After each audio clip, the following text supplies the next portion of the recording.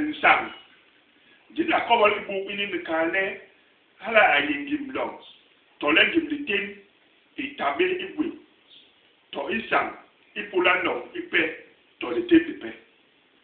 dina ki kobol ibu ini nikale hala ayingim long to lengim ditin injobe ibwe nsang imbo le long ihol burban sal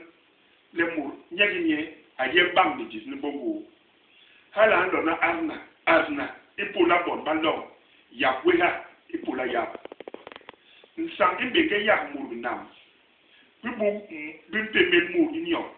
binda babu bunko nsang jodu no le ino tomga hori ya pos ingui inyu hala nyen iye longele ubonbe ilole ubon di uyunus be hala mbom le king yong nem inke we nuwe ula ning ni sa ingela uyunus makamo hala we unni ikire nwe le mahongol mong mati ngabe we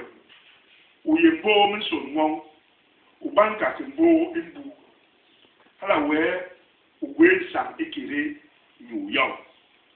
ula kan mur anlo iyuka wele akeni sa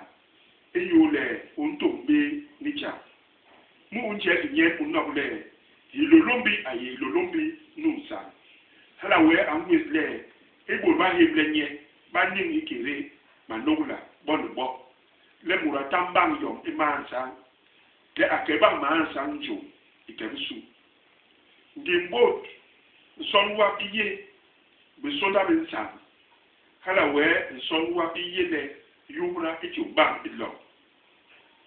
ngiba homa ila baba homa bansa lemi yowe litabe kiyibo koroso ikerusu